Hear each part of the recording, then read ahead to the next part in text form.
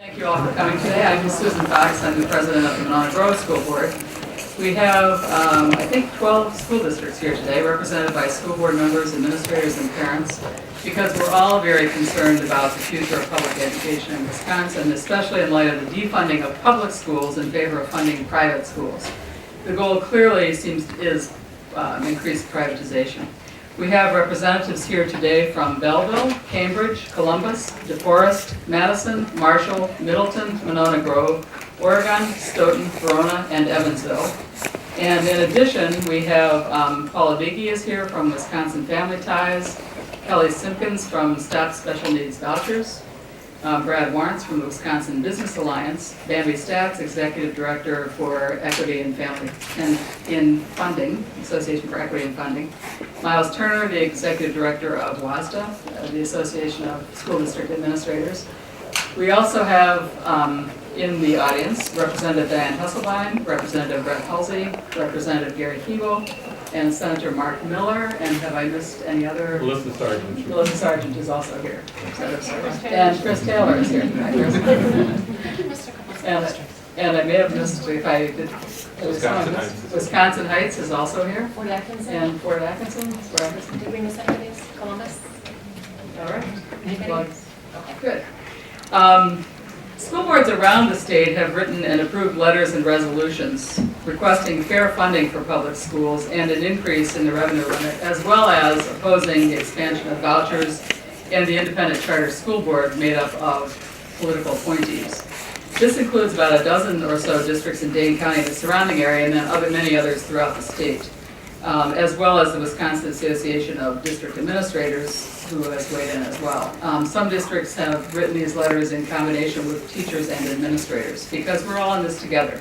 Teachers, administrators, and school board members share a common vision, and that is for a school where every child has an equal opportunity to learn. We know that quality education is the key not only to economic well-being for our students when they reach adulthood, but also to business growth and a strong economy in the state.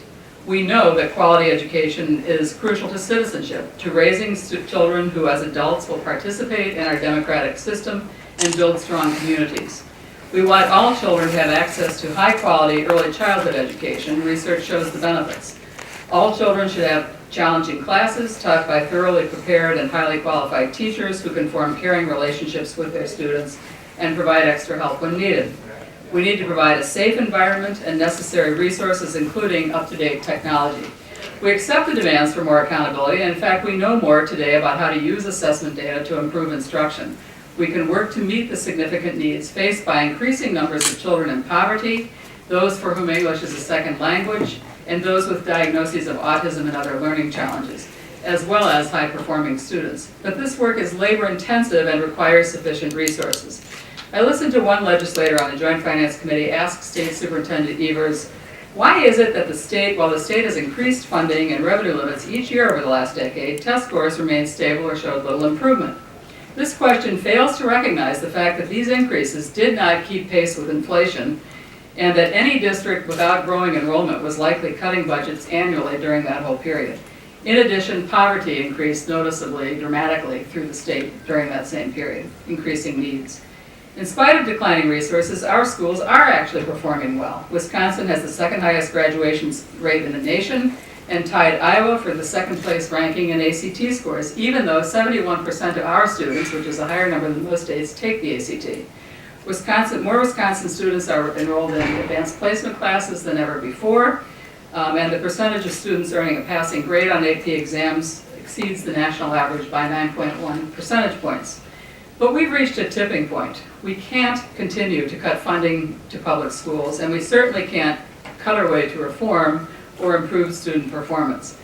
I think a big part of our problem is that too few legislators have any idea what goes on in a school on a daily basis. Many don't talk to educators, and yet they seem comfortable passing judgment and dividing the already too small pool of precious tax dollars between two school systems, private and public, instead of trying to adequately fund one public system. Senator Luther Olson, a former school board member himself, has told of his recent experience in visiting a so-called failing school as designated by the new school report cards. This school had an extremely high percentage of students receiving free or reduced lunch, which is the common measure of poverty in schools. a high percentage of ELL students, meaning students learning English as a second language, and a significant percentage of homeless students. He recognized when he visited the school the effort being put forth by teachers to meet the students and was clearly moved by the experience. He noted that the report card should be used as a flashlight to illuminate the successes and challenges of these schools and not as a hammer. I urge all legislators to follow Senator Olson's example and take the time to visit a public school in their district, especially try to visit a school that's been labeled as failing. I'll bet they'll be surprised by what they see. I challenge each legislator to have the courage to vote based on his or her well-informed, thoughtful judgment. Their constituents deserve this and should demand nothing less. Now I'd like to introduce Brian Bussler, who's the superintendent of the Oregon School District. My name's Brian Bussler, and I serve as the superintendent of the Oregon School District. The first words that came to my mind when I read Governor Walker's budget proposal for public K-12 education were disaster and unfair. Wisconsin has long been a leader in public education as measured by virtually all academic metrics. This academic success and the enormous level of pride in our local communities indicate why local school districts are so important in their community. Governor Walker's budget threatens to destroy the long-standing success that exists in Wisconsin public schools. Wisconsin public schools are hurting financially and also emotionally from the recent attacks on public education. It is well documented the revenue cap law from 1993 hurt schools financially, and the proposed investment in public education is neither fair or balanced, as evidenced by the chart that some of our staff prepared with information from the Wisconsin Association of School Boards. For example, the total investment in public schools represents a cut of $50 per student for 872,000 students in Wisconsin. In Oregon, this means a budget deficit of between $1 million and $2 million for our district. Compare that to the $100 million investment in approximately 40,000 students that attend independent charter or voucher schools. This translates into $2,500 per student. On one side, a $50 cut in public schools compared to a $2,500 increase that is neither fair or balanced. The 872,000 public school children are being left behind. This is tragic legislation. We asked the governor and the Wisconsin legislature to invest in the future of our children with a minimum investment of $230 per student as State Superintendent Tony Evers placed in the Wisconsin Department of Public Instruction budget. We know the state has the funding sources to make this happen, and it's time for our state to invest in our children. Please provide a fair funding level so all schools and communities can invest in our students. The children of Wisconsin deserve it. Our next speaker is Mike Dillis. Mike is the Vice President of Operation for J.H. Findorf & Son in Madison. Well, good afternoon. I'd like to share with you, from my perspective as a business owner, some of the concerns that I've got regards to the way that the school funding is being talked about being done. So, as Brian said, I'm the Vice President and I'm one of the owners of Findorf Construction right here in Madison. I wanted to relate how education and construction are related to each other. Findorf Construction has been a very successful company for over 120 years, building buildings of all shapes and sizes and contributing mightily to the economic viability of the state for those 120 years. This year alone, we've put hundreds of millions of dollars worth of construction projects in place around the state. And in terms of direct economic impact, this translates into well over 1,000 well-paying full-time jobs. Fortunately for us, the economy is in an upswing and the demand for our construction services is increasing. Along with that uptick is an increasing need for a well-educated workforce to help us put that work in place. We're already experiencing a shortage of qualified workers, and the forecast for the future does not look bright. However, earlier this year, I had an opportunity to address 2 classes of sophomores at a local high school. We had a great conversation about the variety of different career opportunities that exist within the construction trades.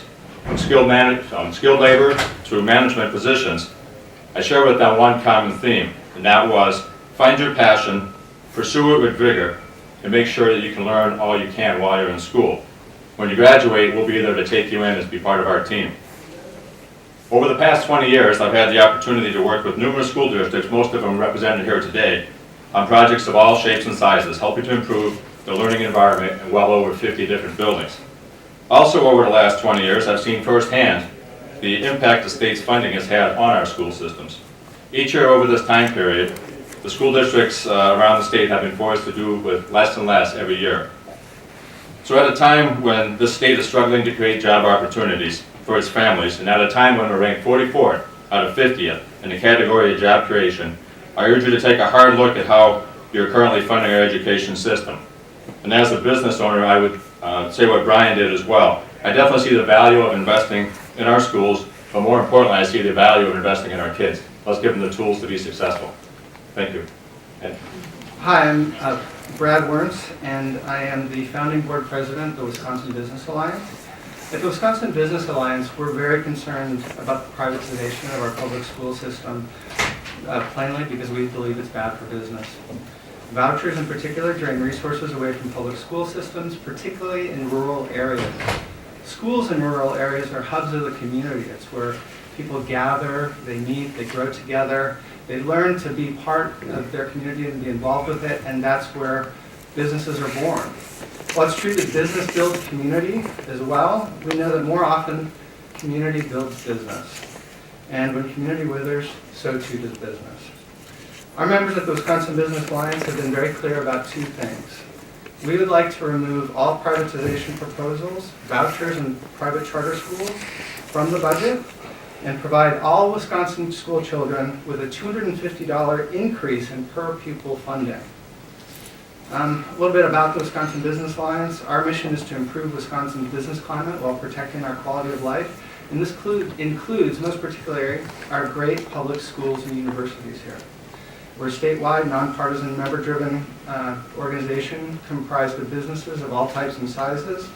And again, I'm Brad Werntz, president of the WBA, the board president, and I'd like to introduce Ed Hughes to speak next. Thanks. I'm Ed Hughes, and I'm proud to represent the Madison Metropolitan School District. I'm a member of the school board, and I'm joined by my colleagues on the board, Mary Burke, and our newest members, TJ Mertz and Dean Loomis are here, as well as our new superintendent, Dr. Jennifer Cheatham. The current state budget proposal threatens Madison schools by cutting resources and by taking away local control through private school voucher proposals, through special education voucher proposals, and through proposed changes to the charter school law. Altogether, these proposals threaten to drain as much as $37 million in state aid from Madison schools over the next 5 years. Here in Madison, we're working hard to raise the achievement level for all our students and to prepare all our students for college and career. We have an ambitious focus on closing gaps in student achievement, and we're attacking that problem through a number of programs, like a successful 4-year-old kindergarten program, and like a consistent and aligned instructional tools that we're providing for literacy in all our classrooms, and through a thriving Avid Tops college preparation program that just this week won recognition as one of the top Avid programs in the country. We know we have a lot of work ahead of us, but we are gratified that just yesterday we received our DPI released data that's showing that our overall graduation rate increased this past year, and the graduation rate for African American students went up by 5%. So that's good progress. We're happy to see that. We have a lot more to do. And in a challenging economic climate, the Madison School District has also made fiscally responsible choices to be prudent stewards of our taxpayers' dollars. We have been searching for efficiencies in our operations everywhere we can find them. And we've also had to make tough choices that have ended up cutting millions of dollars from our school budget. Now, in the context of this ongoing series of cuts to public education, we here in Madison are threatened with this private school voucher proposal. Now, how is that proposal going to affect Madison if it passes? First, resources would be drained from our public schools in order to pay the tuition at the private schools that would be accepting vouchers. In the first 5 years of the program, we project that Madison could lose as much as $27 million in state aid. And it's clear what that will result in. It will result in further cuts to our programs and increased taxes for our citizens. In fact, in Milwaukee, where the private school vouchers have been in effect for several years, Milwaukee taxpayers are paying an additional $50 million a year in order to help finance the private school voucher program in place there. At the start of the program, priority is given to students who are already attending private schools. And so money will be taken out of the pocket of us here in Madison, our school district, in order to pay tuition for students who are already attending private schools. Second, taxpayers would lose accountability. Unlike our Madison public schools, the private schools that accept vouchers do not have the same sort of accountability measures through state taxes. And they're also not obligated to meet the needs of every student, regardless of socioeconomic status, language, or special education need. Finally, the academic achievement for students would be compromised, I believe. Private voucher schools simply don't have an established track record of improving the academic achievement of their students. In fact, the most recent test data shows that private school voucher students in Milwaukee performed worse on the state test than the Milwaukee students attending public schools. There is simply no reason to believe that Madison students attending private schools would get better educations than they would at any one of our 48 Madison public schools. No reason at all to assume that. Now, in addition to the private school vouchers, we are also threatened by the special education vouchers that endanger the equal opportunities for students with disability, and we're also threatened by the changes to the charter school law that threaten our local control and also will reduce our revenues. And we hear more about that today from our other speakers, and we here in Madison certainly endorse all they say. But all children deserve to attend thriving neighborhood schools that prepare them for college and their careers. When we are paying our state taxes, we are not paying tuition for our school-age children to attend public schools. What we are doing is we are supporting a quality public education system. And that system is good for all our students and our families. It's good for job development and our local economies. It's good for our property values. But most importantly, it is important for our shared future together here as Wisconsinites. Now, when you take taxpayer dollars out of public schools, you are not improving the public school system. Instead, this private school voucher proposal holds the threat to eviscerate public schools here in Madison and throughout Wisconsin. And so we really call on the responsible legislators of both parties here in Wisconsin to remove the private voucher school proposal from the state budget. And next up is parent and activist Anna Moffett. All right, can you hear me? Excellent. My name is Anna Moffett, and I'm a parent of 3 children in the Madison Metropolitan School District, including 2 children with special needs. Over the past few years, I've been very involved in advocating for equitable education opportunities and adequate community support for children in our community, particularly those with special needs.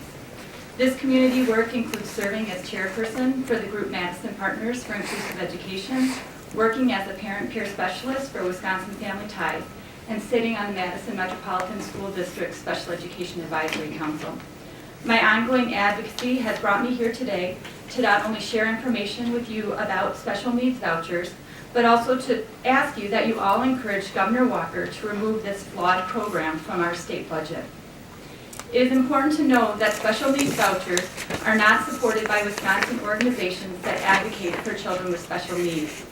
Our members and families did not ask for special needs vouchers and were not consulted when the legislation was created. The special needs vouchers would affect every school district in Wisconsin, and the opposition is statewide.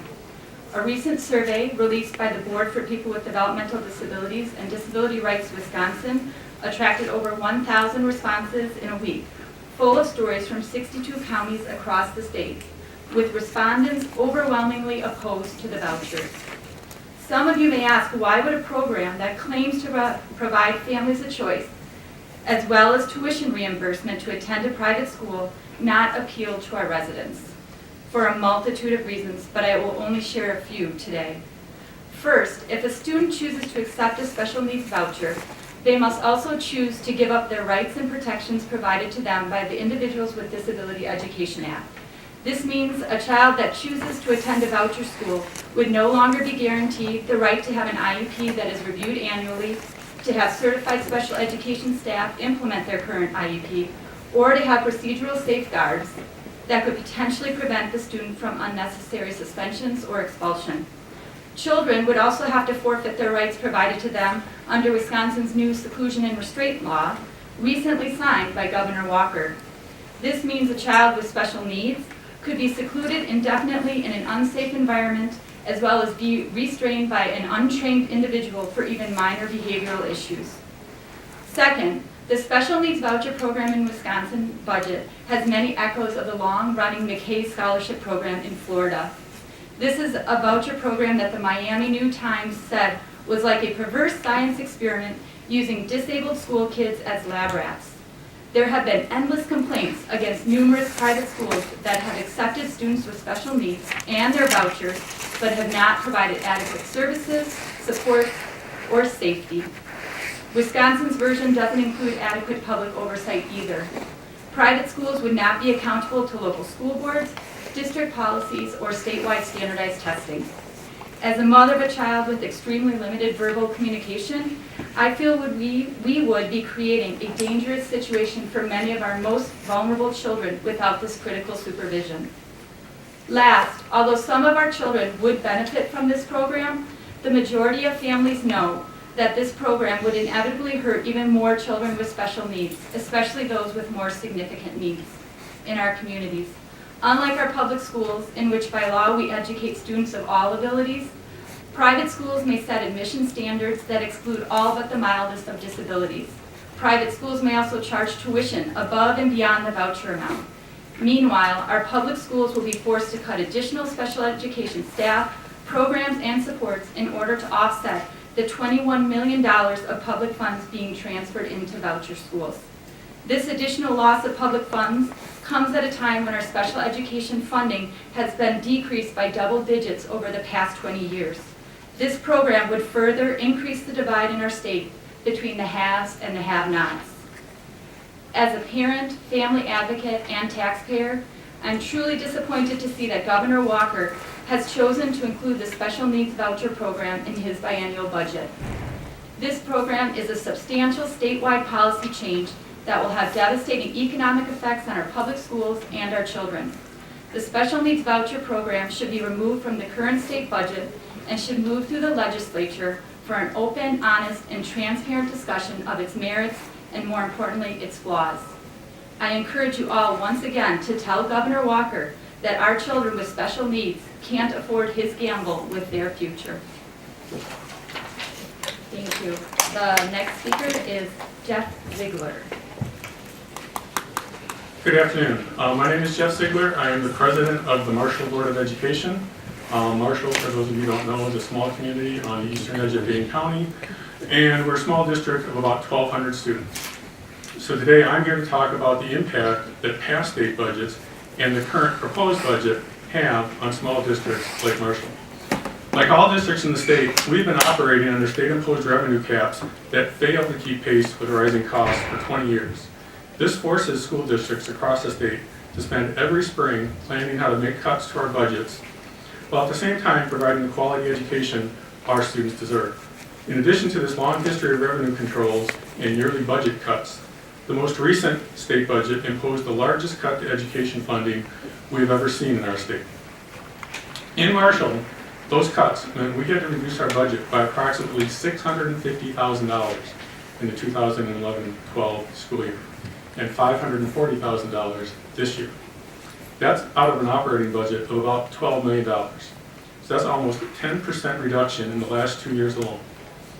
We reluctantly employed the so-called tools that the state gave us, but it wasn't enough to completely close those budget gaps. We also had to eliminate positions, once again cut supply budgets, and postpone needed maintenance and upgrades to our facilities. And remember, this is after nearly 20 years of annual reductions. In the past 6 years, we've reduced our operating expenses by about $1.9 million, or approximately 16% of our budget. As a board, we recognized that there was simply no way we could continue to absorb these kinds of reductions and continue to provide the education our students deserve. So we made the decision to put a referendum question on last fall's ballot, asking the voters of our community to provide additional funding to the district. Marshall is a small community and far from wealthy, but it's a community that values and supports its children and their schools. So even in these tough economic times, the citizens voted to increase their taxes so that those schools could continue to provide the education that they want for their children. And I want to be clear about this. They were not voting for a new sports complex, or a new auditorium, or a swimming pool. They were voting to maintain the programming and reasonable class sizes and the teachers in their children's schools. The referendum that passed provides the Marshall School District with $500,000 each year for the next 3 years. Our hope was that the extra money, combined with the kind of modest increase in the revenue caps that were the norm before the most recent budget, would enable us to maintain our programs and maybe even allow us to do some needed building maintenance and technology upgrades. Those hopes, however, were quickly dashed by the release of the proposed 2013-15 state budget with its $0 increase to the revenue caps. If revenue caps are kept where they currently are, as proposed, we would have to immediately resume looking for reductions, just as we have every spring for nearly 20 years. Our projections are that next year, we would have to close a shortfall of about $64,000. Remember, this is with the infusion of an additional $500,000 due to our recently passed referendum. It only gets worse from there. If the revenue caps will remain at its current level, we project a budget shortfall of approximately $264,000 in the 2014-15 school year and $678,000 in 15-16. So over the next 3 years, even with an infusion of $500,000 each of those years, we would have to reduce our budget by another 8%. If we were to close those budget shortfalls by simply eliminating teacher positions, that would mean cuts approximately 1, then 3, then 9 teaching positions over those 3 years, for a total of 13 teaching positions out of our total staff of 104 teachers. And again, that's with our referendum. I don't think anyone could argue that these are insignificant cuts. When the referendum expires in 2016-17, we're projecting a shortfall as high as $1.6 million. Now, of course, these are estimates based on current projections and assume no increase in the revenue cap. There's no way to know that the revenue cap would actually be at its current level 4 years from now, since it's impossible to predict what the state might do with its budget. Because of the way the state finances public schools, we're standing here in the middle of April, and we can't even know what our budget for the fiscal year that starts July 1st is going to be. But given that the current proposed budget is for no increase in the revenue cap, and after the huge cuts of 2011-13 budget, there's also no reason to be optimistic that the school budget situation is going to dramatically improve in the next few days. I think it's also important to remember that these recent drastic cuts in financial support for our public schools come at the same time that the state is demanding better performance and increased accountability. While the state has withdrawn financial support, it is at the same time requiring implementation of more rigorous standards and assessments, a new school report card that it wants to tie to high-stakes decisions, and implementing a complex and time-consuming educator effectiveness program. Implementing all of these initiatives at the same time would be trying under the best of circumstances. Given the current and future financial picture, these are far from the best of circumstances. One of the arguments that's made for these additional accountability measures is that the state must ensure public schools are using resources effectively and meeting the needs of all students. And the belief is that the only way to do this is by imposing ever higher standards and layers of accountability measures with high stakes attached to those measures. A common refrain that often goes along with this belief is that we can't allow any excuses for not meeting expectations. Increasing student poverty is no excuse for not having every student proficient on standardized tests.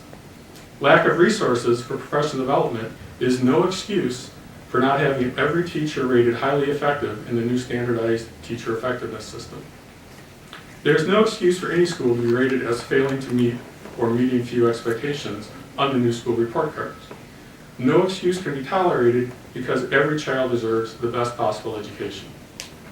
That's what they say while they cut funding and divert money from public schools to private schools that are not required to meet any of these accountability measures. I think it's time we turn this no excuses refrain around and direct it at the people who are truly standing in the way of the children of the state of Wisconsin getting the education they deserve.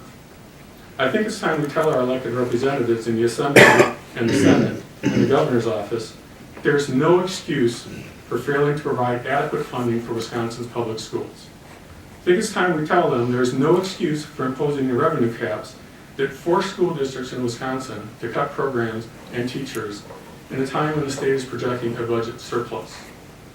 A budget, perhaps more than anything else our representatives do, truly defines our state's priorities. And this budget that's currently proposed makes it clear that they are not making our children and their education a priority, despite their rhetoric. So I'm going to end by asking our legislators to modify the current budget proposal to raise the revenue cap, as opposed to keeping it constant as currently proposed. And while $150 per pupil figure that's being proposed by some is certainly better than $0, the reality is that it still wouldn't keep pace with the increase in expenses that districts will experience. So I'm going to ask that at a minimum, it be raised enough to allow the districts to at least maintain their current status. So that's about $230 per student. The reality is that with all the new demands being placed on districts in the next few years, it should be higher still, so districts have resources to meet these new demands. I'm also going to ask the people of Wisconsin to hold our elected representatives accountable. Every parent, grandparent, and anyone else who thinks our children's education should be a priority, needs to call their elected representatives and tell them to make public education a priority in this budget. Tell them that you will not accept their excuses for why they can't. Tell them that you will hold them accountable using the only accountability measure that we have for elected representatives, the voting booth. Thank you. Next up is Ellen Lindgren, President of the Middleton-Cross Plains Area School District. Thanks, Jeff. As Jeff said, I'm Ellen Lindgren, the president of the school board in Middleton-Cross Plains, and I'm going to go off my script a little bit just to say that it's amazing to have these people who are invested in education from a wide variety of backgrounds, both superintendents, school board members, special education parents who are really just amazing advocates. It's sometimes like herding cats when you try to get school boards together. I mean, you've got Marshall and you've got Madison, and they've got very, very different needs, but they're all trying to do the best for their kids. And we are all on the same page when it comes to school funding. There are a lot of things in the budget that really, really affect our kids. And I think it's important for everybody to realize it's not easy to get all these people on the stage together nodding in agreement, but we are all solidly behind our public education system. And I just wanted to point that out. I have kind of a wonky section, so I apologize. I also want to recognize supporters, community members in the audience who came of their own free will down here to support what's going on and advocate for their kids and their grandkids. I want to spend a few wonky minutes talking about charter schools and the changes suggested in the governor's budget. First, I want to clarify charter schools because a lot of people lump charter schools and voucher schools together, and they're a very different animal. Wisconsin has had charter schools for over 20 years, and they are a very high standard compared to many states. Charter schools are public schools that must be authorized by an agency and are accountable to that authorizing agency for specific measurement performances. Charter schools must employ licensed teachers, they must involve parents, they must administer our statewide tests, and they must comply with federal regulations that govern all public schools. Under current law, school districts can authorize an unlimited number of charter schools. Originally, charter schools were developed to reach at-risk teens who were not making it in the traditional school system. Because of the flexibility afforded our charter schools, they were better able to tailor programs that support and nurture these students and have them graduate rather than dropping out. Since then, charters have grown and expanded their vision, offering innovative programs and becoming really the breeding ground of new strategies in education. In addition to local school boards being the authorizing agency, however, there are several other agencies in law to allow charters. The City of Milwaukee, the University of Wisconsin-Milwaukee, and Parkside. And they are able to authorize schools that are called, this is where it gets kind of wonky, to our charter schools. They are non-instrumentalities of the school district. They don't answer to us as elected school board members. There is a proposal in the upcoming budget to allow expansion of these independent charter schools and increase payment to them in the next biennium, an increase of over $17 million, which will be deducted from money available to public schools. The onus will be on local school boards, who will be forced to raise taxes to make up for this transfer of money if they dare do that in this climate. This is a tax increase that is really out of control of local school boards. Middleton-Cross Plains Area School District has had a charter school almost from the beginning of charter school history.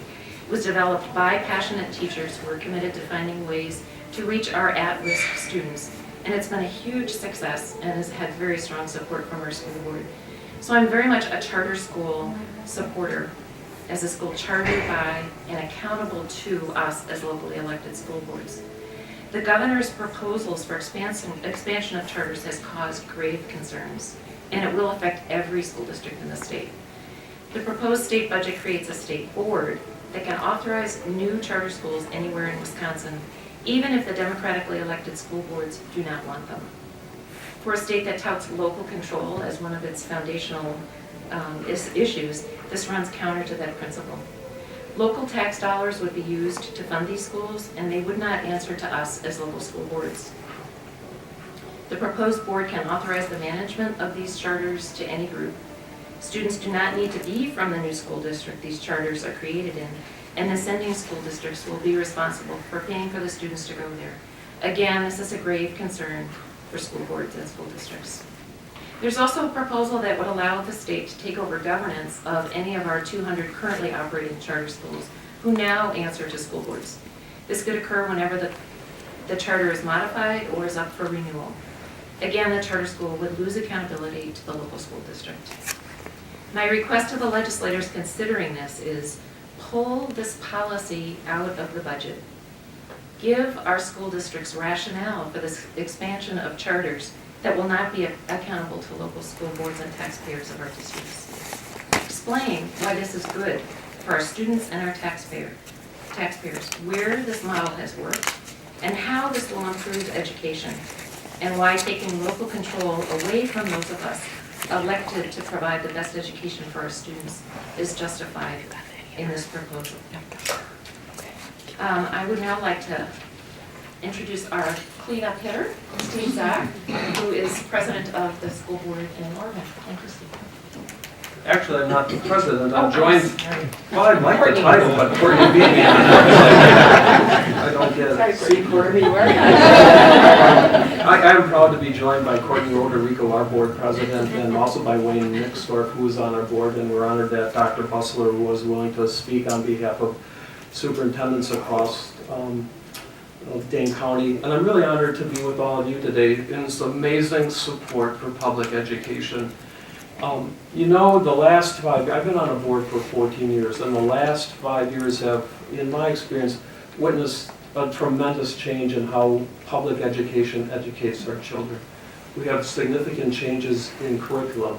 We're working with the Common Core, we're working on standards-based education, and all of our districts are working incredibly hard with our teachers to move curriculum into the 21st century. The advent of technology has radically reformed how we deliver that curriculum, And now we are faced in terms of delivering public education without time or space constraints. And you can see districts all across Dane County working to meet those needs and with the new challenges. And that has meant that we have to assess our students differently, and every one of our districts are working on different assessment models to meet the 21st century as well. The amazing thing about the group of people before you today is that we're not competing against each other in terms of best practices. You will find us collaborating with each other at conventions and meetings about what best practices are within Wisconsin and Dane County. What ideas do you have to share? What's working, what's not working, and we do that. And we're not ashamed to say that we're doing really well. All of our districts are delivering quality education to all of the students in this county and area. And what we hear today, and the message we bring to you today, is let us continue that success story. We are not alone in terms of a group meeting today. There's a similar meeting going on in Seymour where school districts in that area are delivering the same message, and there are other advocacy groups across the state that are going to be holding the same message forum that's going on. What we ask of you, and the message that you heard today, is that we get funded to do what we need to do next year and the year after. To get even, as Dr. Bustler says, we need $230 per student. Okay? The current proposal of $150 will help, and that's going to be essential, as you can hear from our districts that are in significant financial difficulty. But what you also heard is that we take the privatization proposals out of the budget. And we ask, more importantly, that the governor and the legislature affirm their support strongly for the work that we do. Let me end on this point. While public education has changed dramatically over the last 5 years to meet the needs of their students in a new era of education, what hasn't changed is the manner in which we fund public education. The elephant in the room, and to be bipartisan, the donkey in the room, is the school funding formula. That funding formula was broken from the day it was initiated. We all know, and we have long known, that there is a structural deficit in the formula that is devastating rural schools, as Jeff has said. Okay? But that formula was based upon a three-pronged stool, two prongs of which have been eliminated. The state promised us 2/3 funding for public education and is not meeting that promise. Okay. In addition, the state also took out the QEO, which was one of the prongs, and what remains of that funding formula, the last remaining stool peg, is the revenue limit on our spending. We're going to continue, each and every district represented today here and across the state, on a biannual basis with public school funding, and we're going to attempt to do patchwork solutions like $250 and $150 if we don't fix the school funding formula. This is a bipartisan problem. It needs a bipartisan answer. Both parties have had majorities in the Assembly, Senate, and governorship. Okay? Both parties have failed to address the school funding solution. I'm really fortunate and proud that I have two daughters who are public school teachers. And we were sitting together this weekend talking about this forum, and my music teacher says to me, "Dad, my kids don't care if we're Democrats or Republicans or liberal and conservatives. All my kids care about is they want to learn." The message that we bring to you and what we implore the governor and the legislature to do is to do what is right for public education now, change this budget, but also to begin the process of creating a bipartisan solution to the funding of public education so that every biennium we're not up here having to raise the same questions. We thank you for your patience in listening to our message today. If there are any questions at this time, we will take them.